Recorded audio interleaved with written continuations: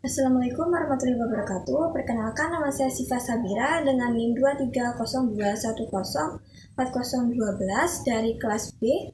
Pada kesempatan kali ini mengenai tugas pendidikan peserta didik, saya akan menjelaskan dan memberikan contoh fenomena kesulitan belajar peserta didik di sekolah. Kesulitan belajar atau learning disability merupakan suatu kondisi yang dialami peserta didik, di mana proses belajar yang ditandai dengan adanya hambatan dalam mencapai hasil pembelajaran. Kesulitan belajar peserta didik bermacam-macam, baik dalam hal menerima pembelajaran, menyenap pelajaran, atau keduanya. Beragam bentuk kesulitan belajar yaitu belajar dalam aktivitas mendengarkan, berbicara, membaca, menulis, menalar, dan menghitung. Jadi, kondisi tersebut peserta didik tidak dapat belajar dengan mestinya. Berikut contoh mengenai kasus kesulitan belajar peserta didik di sekolahnya.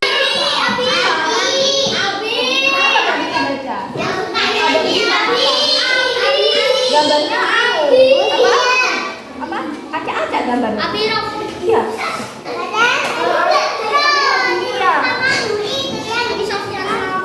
Oh, dia acak-acak.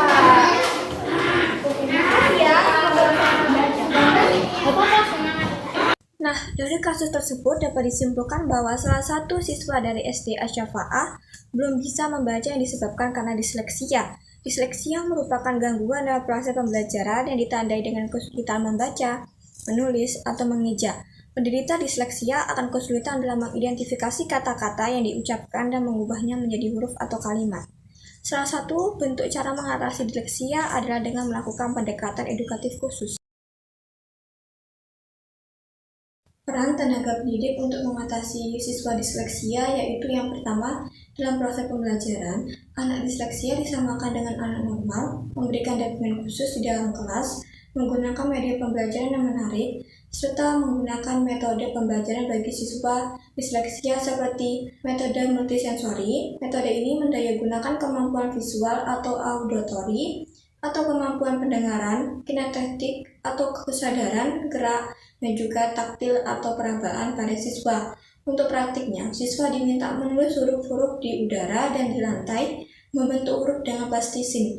Cara ini dilakukan untuk memungkinkan terjadinya asosiasi antara pendengaran, penglihatan, dan sentuhan. Dengan demikian, memudahkan otak bekerja mengingat kembali huruf-huruf tersebut. Yang kedua, metode linguistik. Metode linguistik adalah metode yang mengajarkan siswa disleksia mengenal kata secara utuh.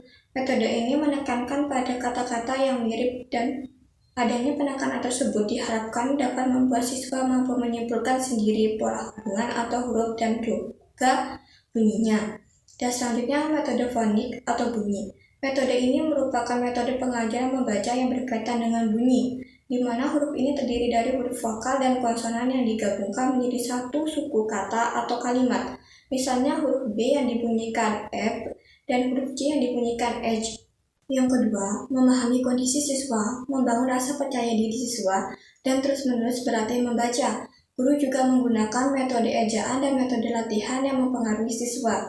Selain itu, guru juga melakukan pendekatan secara personal kepada siswa penderita disleksia agar mereka mempunyai wadah untuk menceritakan segala keresahannya.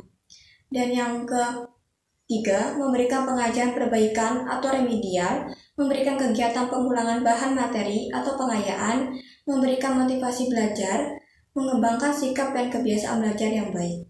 Orang tua juga sangat berperan penting untuk meningkatkan kemampuan anak, yaitu dengan cara pertama, bekerja sama dengan pihak sekolah untuk membicarakan cara untuk menangani kondisi tersebut dengan guru atau kepala sekolahnya. Yang kedua, menyemangati dan membujuk anak untuk membaca buku, kemudian mendiskusikan isi bersama-sama, dan memotivasi anak untuk senang membaca buku serta tidak mencela bila anak melakukan kesalahan agar kepercayaan diri anak bisa dibangun.